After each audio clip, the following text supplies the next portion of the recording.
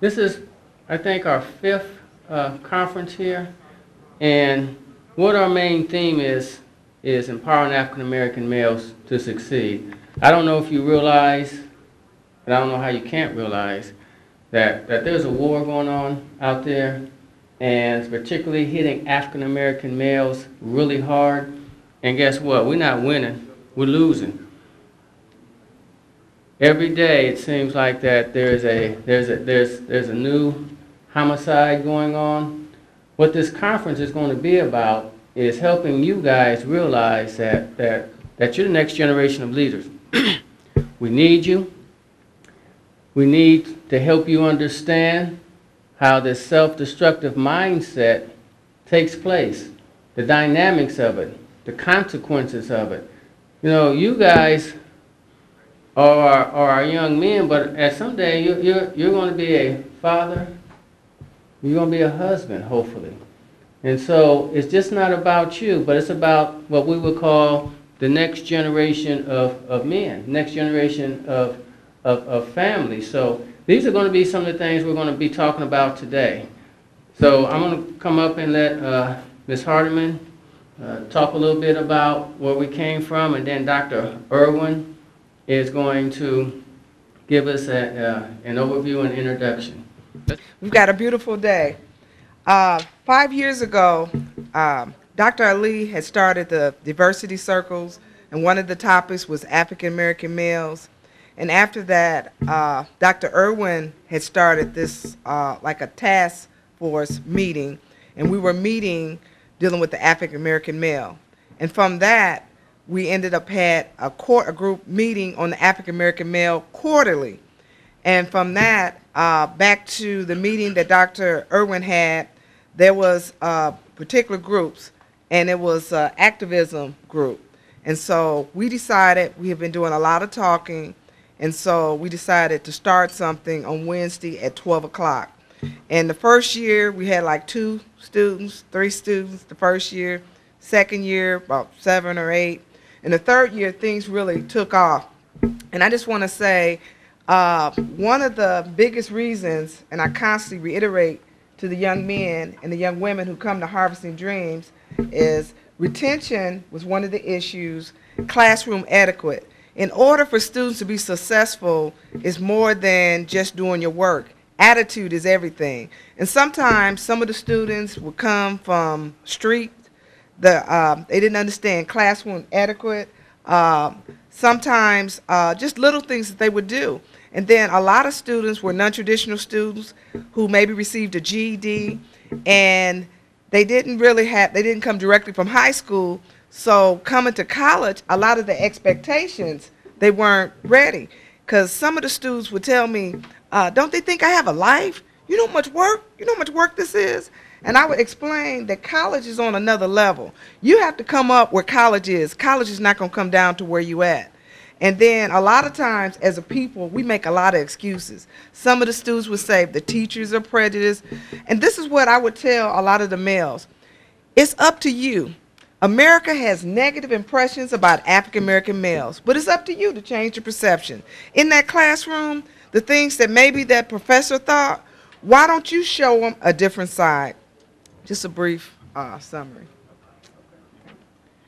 Well, I want to begin with a thank you to Shelley and Agbara for their leadership at the college for Harvesting Dreams and Harvesting Dreams 2. I'm John Erwin, the president of ICC, and it's been my pleasure in the last few years to support the initiative here for African American men at the college.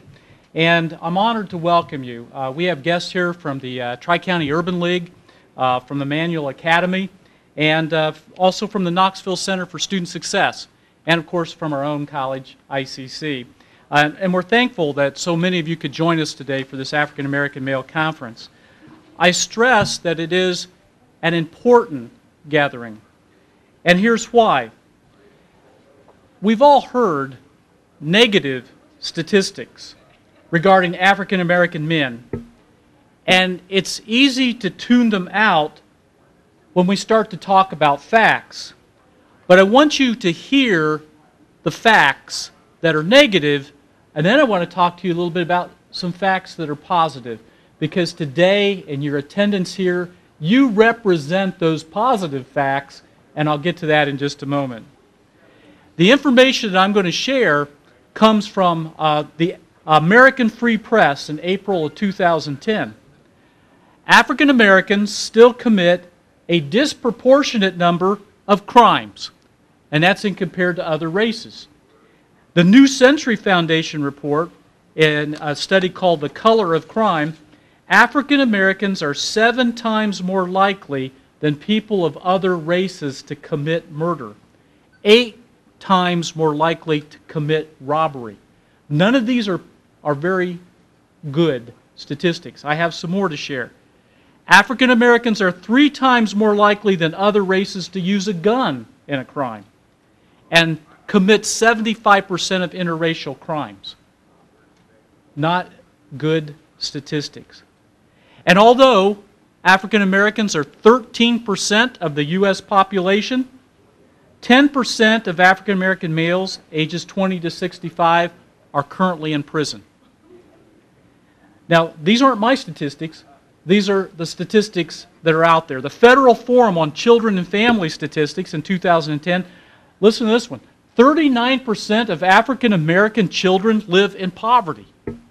39%. That means 4 out of every 10 children that you meet that are African American are in poverty. And that statistic climbed to a staggering 53% when children lived in a home where there was only one female present. Some other statistics. These come from the Schott Foundation for Public Education. And the Schott Foundation tracks graduation rates for African Americans. And this report was in 2010. It spanned all 50 states on public education. Nationwide, 47% of African Americans graduated high school. That's less than 1 out of 10. And of those who did graduate, only 52% did so within the 4 years. That is the opportunity for high school. And then this astounding statistic. Black males' graduation rates progressed just 3 percentage points within a 9-year span. And John Jackson, who's the CEO of the Schott Foundation, I quote him, "At this rate, of that small rate increase, it would take 50 years for black males to graduate at the same rate as white males." Now, we can't wait 50 years for the opportunities for young African American men. Every student who does not complete high school, this is any student who doesn't complete high school, it's an estimated $260,000 in lost earnings, taxes, and productivity.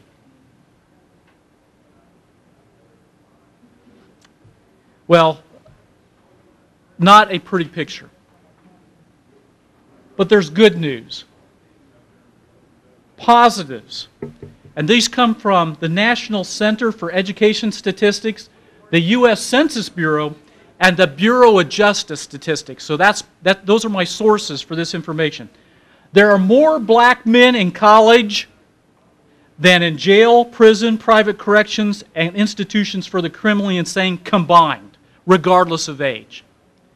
32%, 1 in 3 black males ages 18 to 24 are enrolled in college. These are good statistics. Black males aged 18 to 55 enroll at college at a higher rate than white, Hispanic males. More than 25% of black males aged 25 and older have an associate degree. And more than 82% of black men ages 18 and older have at least a high school diploma or GED. And nearly 90% of black men ages 25 to 64 are earning an income. Positive statistics. Approximately 73% of black men pay their agreed to or court-awarded child support.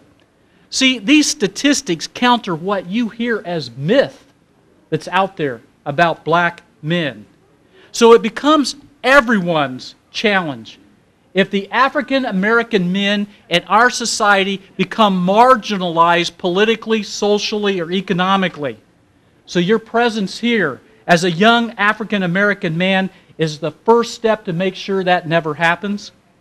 And so when you band together with your peers, you make a difference. And you are part of the solution by being here today.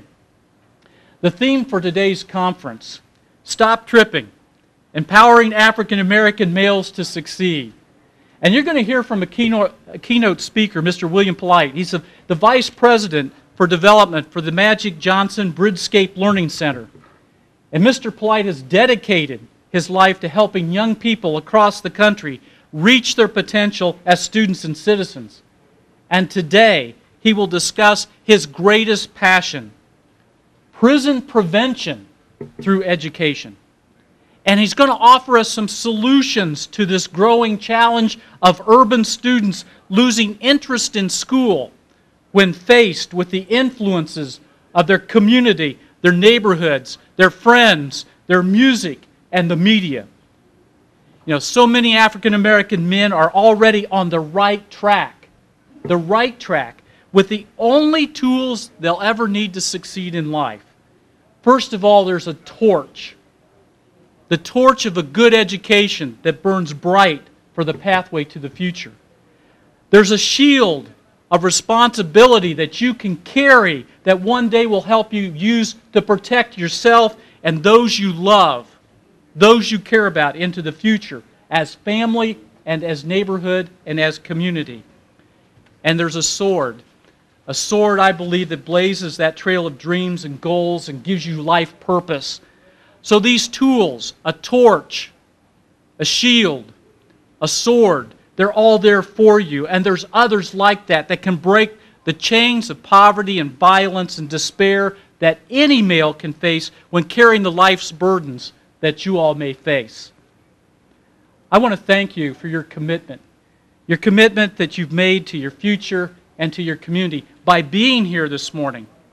And my hope is that the conversations that you're going to have today, this hour and the next few hours, will be helpful, will be positive in helping you track a strategy for your future and have that future as an African American man in our community.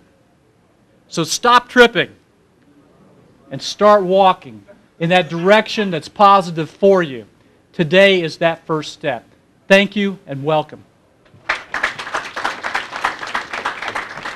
I'm not going to take but a couple of minutes. Just a few things I wanted to say to you when I had this opportunity. Being in politics, you never pass up an opportunity to speak. But I guess I want to tell you two things right off the bat.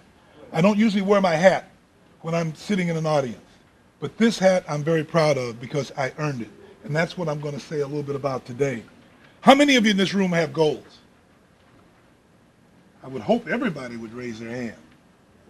The reason I ask that is because I would love to be able to trade places with any one of you sitting in this room.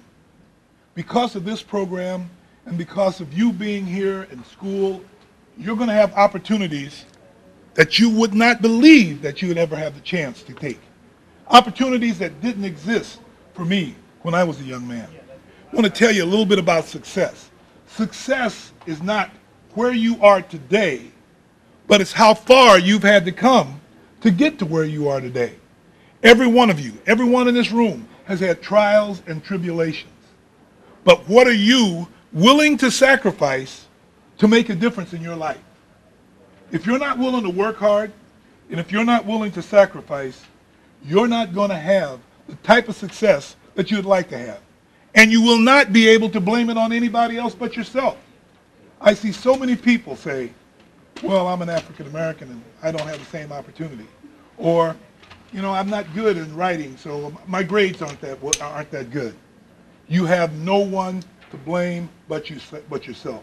The obstacles you can overcome, everything you achieve in life, the success will be directly related to what you put in that effort. Two things I want you to remember. How much do you want it? And don't BS yourself. You know, you can say, well, I really think I want it, but you really don't. And the other one, what are you willing to sacrifice to get to where you want to achieve, what you want to achieve? I'm going to tell you something. You are that next generation, as they said this morning. Because I'm going to tell you one thing real quick. I'm not going to give you the story. But 5 of the 7 people that I grew up with on the south side of Peoria are either dead, in prison, or in jail. That's the way 5 of the 7 people I grew up with, that I went to Proctor Center with, that I went to Carver Center with. You can determine the outcome that you're going to have in your life. I'm going to tell you something. There's a young man I'm extremely proud of. He's sitting in this room. His name is Chris McAfee. And the reason I wanted to bring him up is because he's going to give a talk today. I want to tell you something. Mistakes that you make today will never go away. I'm telling you this. Mistakes that you make today in this society is going to follow you the rest of your life. Remember that. If you remember nothing else that I've said today, remember that one comment. And your involvement in this program, I guarantee you, will make a big difference in your life. Those that didn't believe in something like this were those 5 people of the 7 of us that grew up together. Thank you very much. Thanks a lot. I'm really impressed to see this many people, including Councilman Turner, up this early on Saturday morning for this conference. But, it's also nice for me to be able to follow Councilman Turner's words up here. Councilman Turner has been a mentor of mine ever since I got on the council about 14 years ago. And I know that he's an outstanding role model for all the young men in the audience today too, because like Councilman Turner said, he grew up, he had a rough childhood. He got himself a great education. He worked for Caterpillar for over 40 years. And even now that he finally retired as a relatively young man, he's still giving back to the community, not just on the city council. I think he's probably as busy or busier now giving back to the community than he was when he was at Caterpillar, because he has a little bit more time, but he keeps giving back. And I think that's the example that we need, not just for African American males, but for all of us, to sit there and say, go out there, stay in school, get a good education, get a good job, and then be a strong part of your community. And I think that's what this program is all about. It's saying, there's no need to live in poverty. There's no need to participate in crime. You're smart. Get a good education, and we want to support you. We want to help you. We want to help you succeed, and we want to help you do better.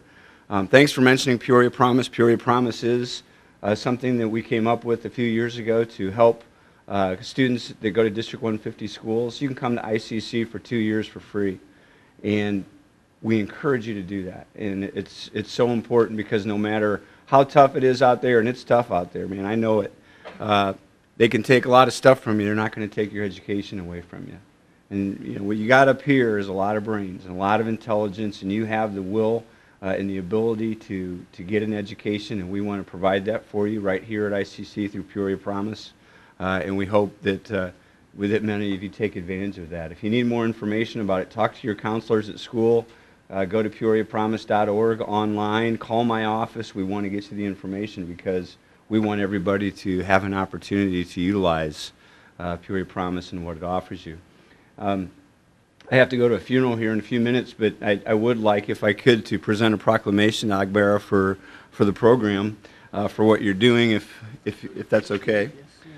Whereas Harvesting Dreams was designed to develop a sense of inclusion and increase the recruitment, retention, and academic success of African American students attending ICC, and whereas Harvesting Dreams addresses the many issues and challenges facing African American students, provides them with mentors and role models, and gives them the opportunity to develop leadership skills and engage in activities that reduce self-handicapping behaviors and enhance personal, academic, and career success.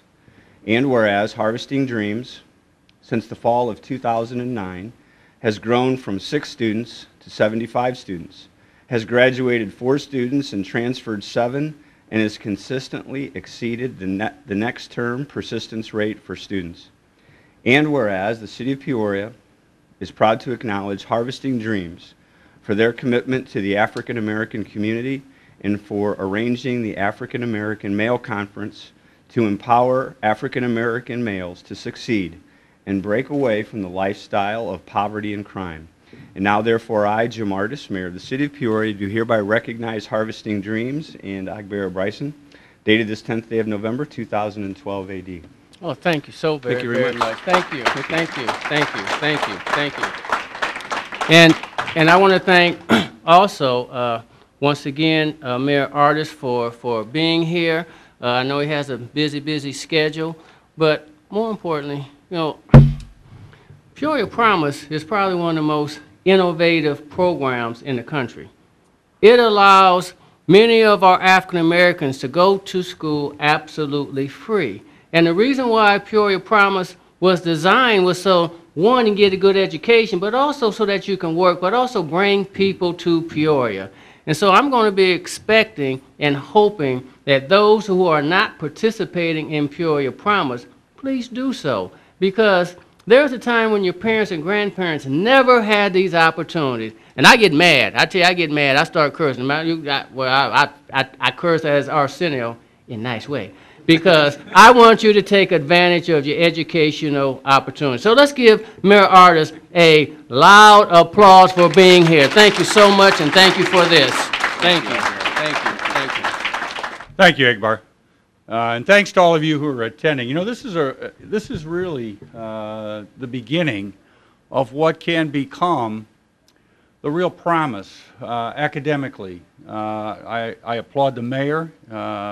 His Peoria Promise is innovative and creative, and the message is it is here, it's available, please take advantage of it. I know Egbar asked that I give a brief overview of the Don't Shoot program, which I've learned over time can be about a 10-minute presentation, or it could be about an hour and 10 minutes. It just depends on how far and in how much depth we go.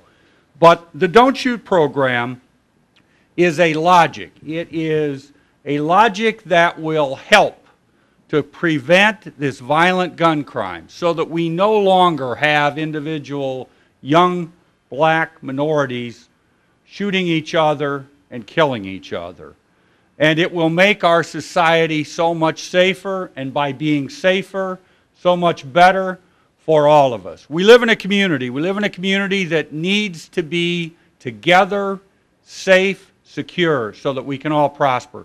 The Don't Shoot program has been characterized as a program, but in reality it's logic. And the logic of it is simple.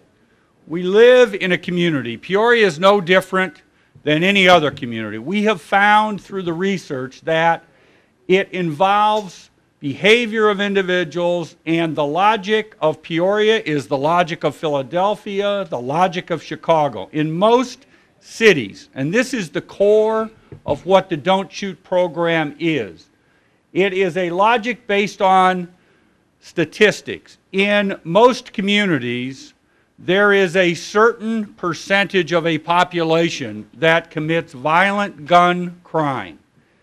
And it is centered geographically from statistics in areas of minority population.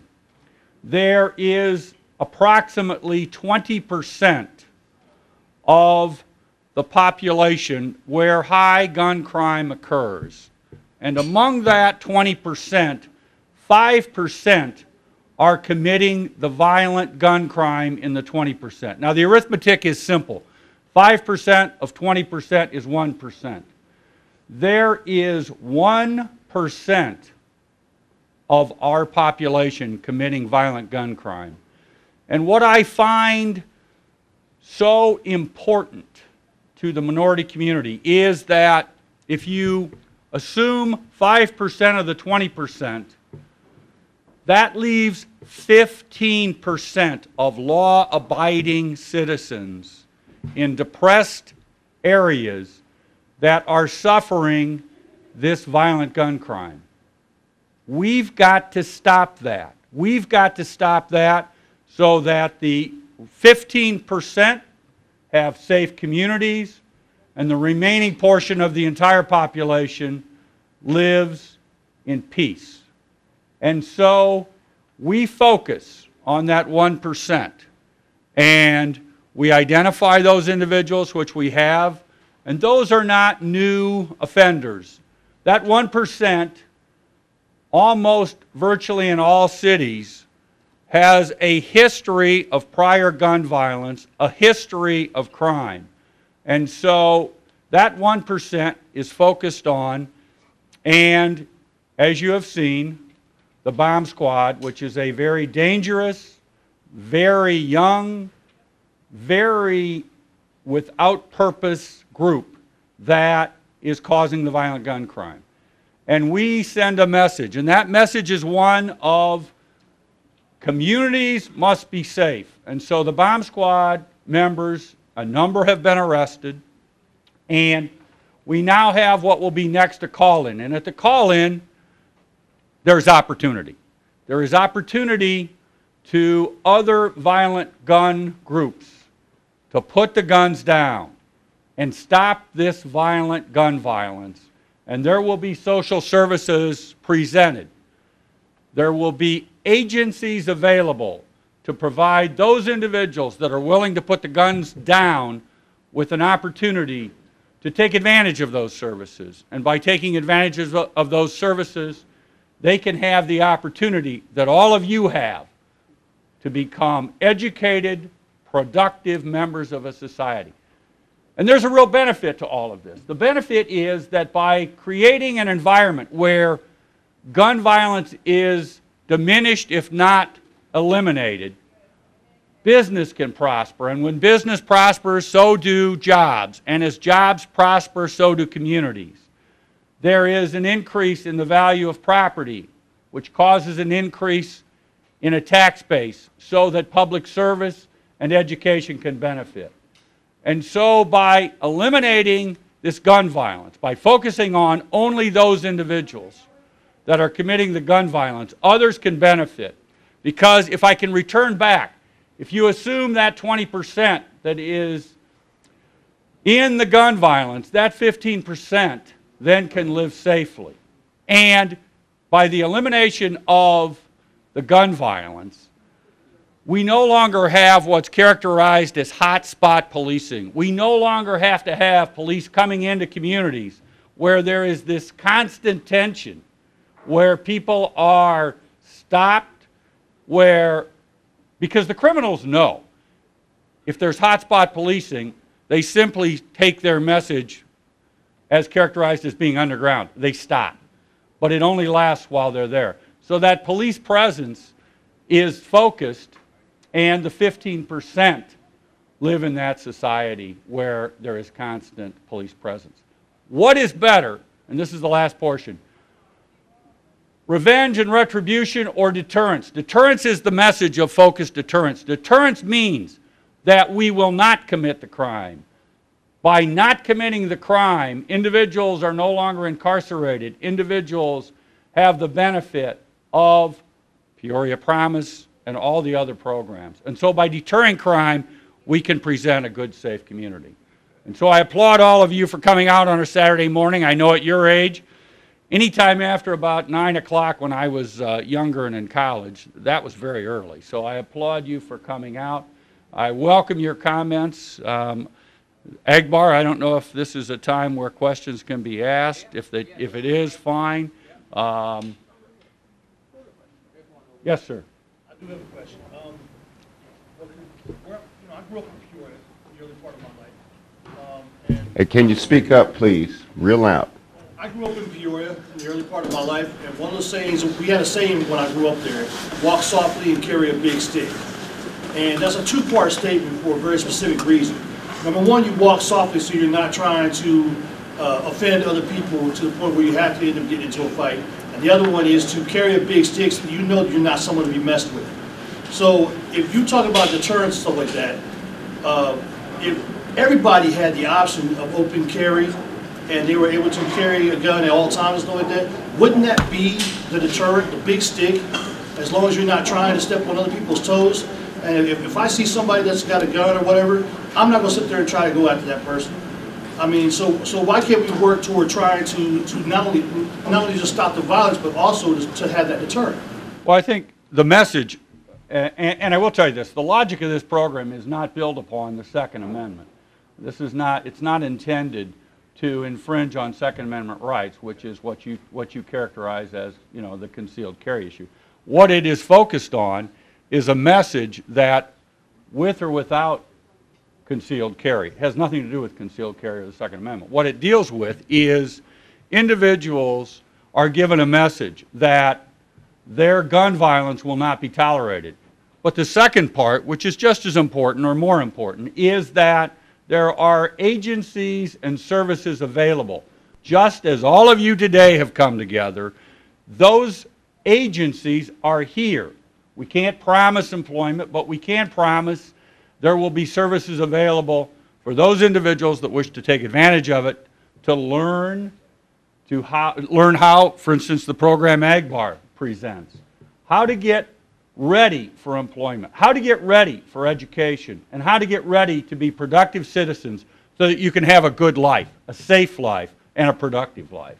So I think it's important to recognize that the Don't Shoot program is not about concealed carry. It has nothing to do with Second Amendment. It simply deals with a message of focused deterrence and a message that gun violence will not be tolerated. We live, the 15% that live in high crime areas do not have to tolerate that environment. They do not have to see young people killed. Yesterday, not a month ago, not 3 months ago, yesterday, by total coincidence, I met with a lady. Her son had been killed in a shooting. She works at Caterpillar. She works third shift. She works in a cafeteria. She works hard for her children. But sadly, her son was a victim of gun violence. She now mourns that loss. We've got to stop the gun violence. We've got to stop young people killing each other.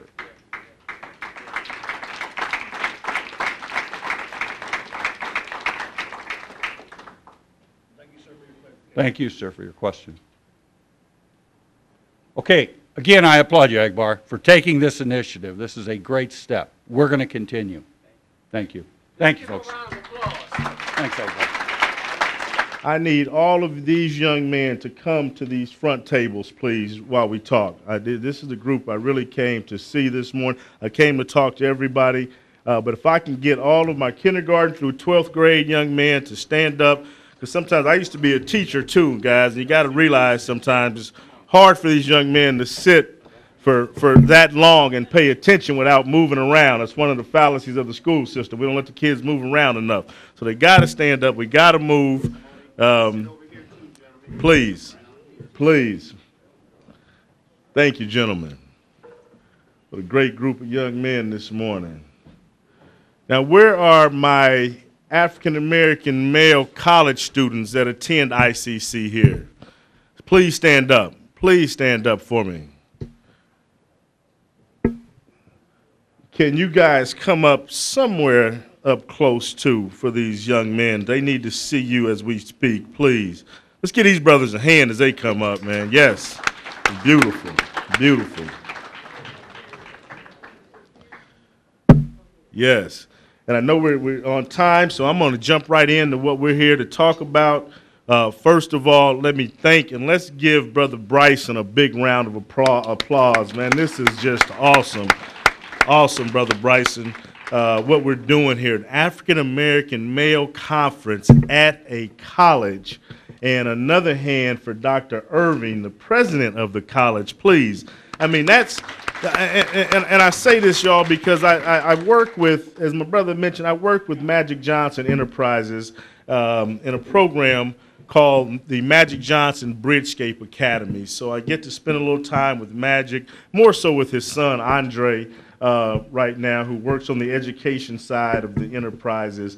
And what we're doing is we're establishing schools across the country for young people of all races that have dropped out of school, kids that are about to drop out of school, kids that just don't fit into the traditional school setting.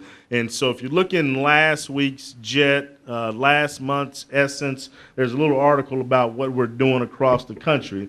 And we're actually trying to bring one of the programs right here to Peoria, Illinois, and working hand in hand with Clyde Gully and Ken Hinton over at the Carver Center.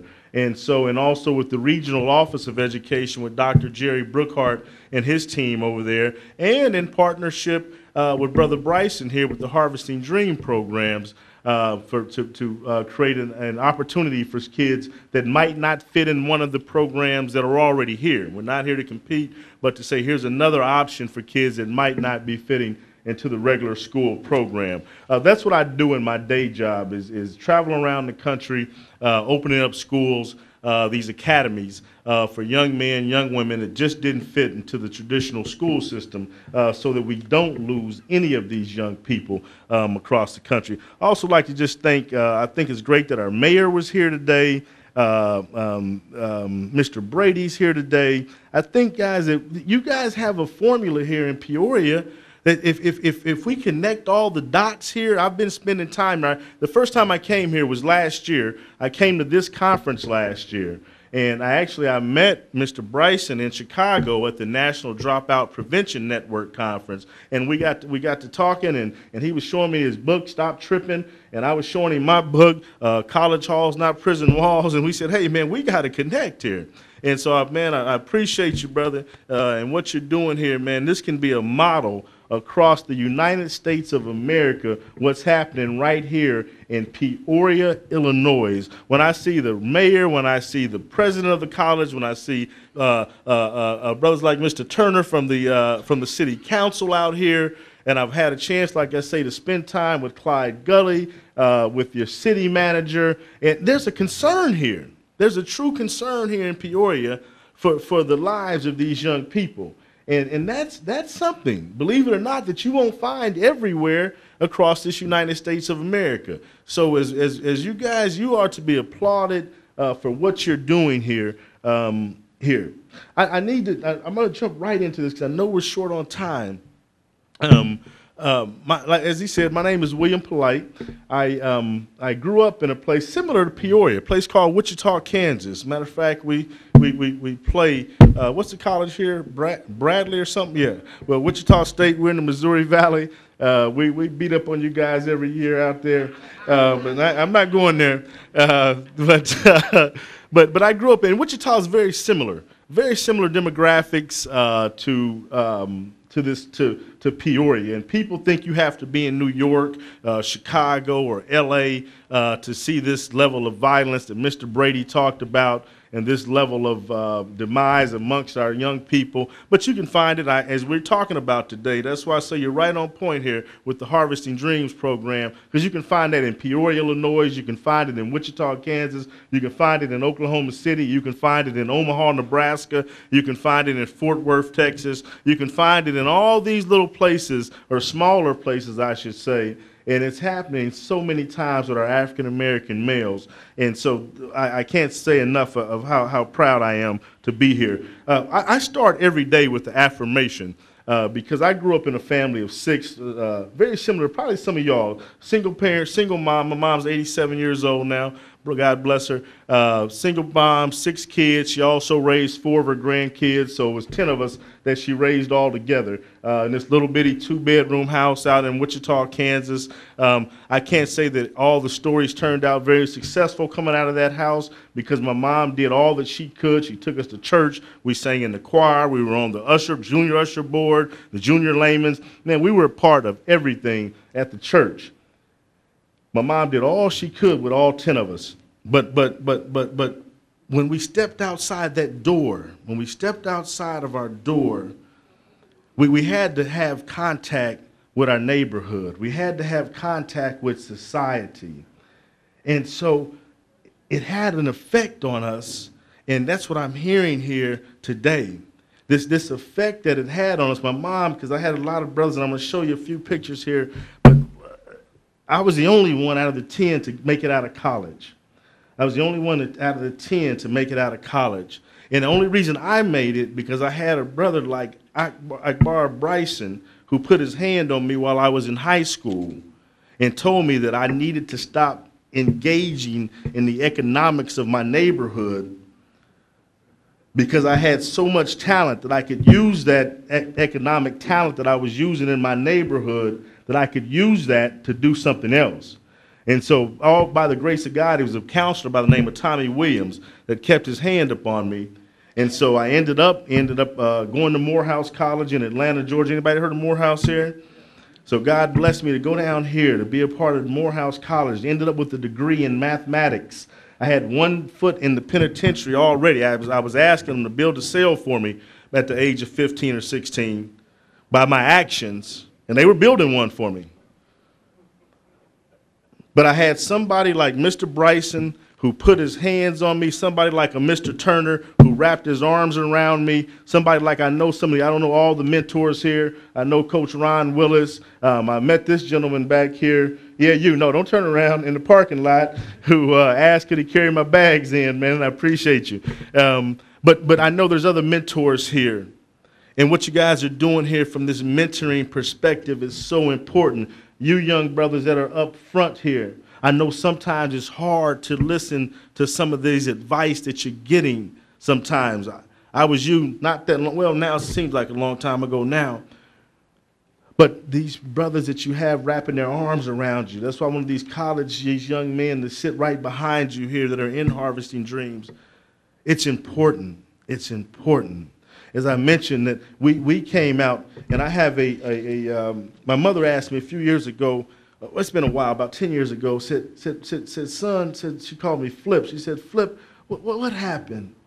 What did I do wrong? What happened? Why did so many, you ended up going to Morehouse and everybody else in the family ended up doing things. I have a brother that's been shooting heroin for 32 years. I have another brother that smoked crack for 17 years. 3 of the 4 nephews that she raised have been in crack, in and out of prison throughout their lives. One was born mentally handicapped. He still stays with my mom. Another one is... my sister was born mentally handicapped as well. She passed of breast cancer in 1993. The mother of my 4 nephews, the reason my mother had to raise those 4 nephews is because she went in the hospital at 21 to have her 4th child, and she was paralyzed in 1964, and she lay in bed for 54 years paralyzed, and my mother had to take care of her as well while taking care of all of us. My oldest brother died. He was an alcoholic and died. His liver gave out on him at the age of 38, so don't think that alcohol can't kill you too. So I've got one brother that's still 58 years old, still shooting heroin, walking up and down the streets of Wichita, Kansas, getting his hand on all the heroin that he can. So I say that not for sympathy or anything like that, but to share this simple message with you today. And my mom asked me this, and I said, Mom, it's because it wasn't what you did, it's what happened when we stepped outside that door. And that's how it made me put together this program that I do across the country. And of course, I can't do the whole thing now because of timing.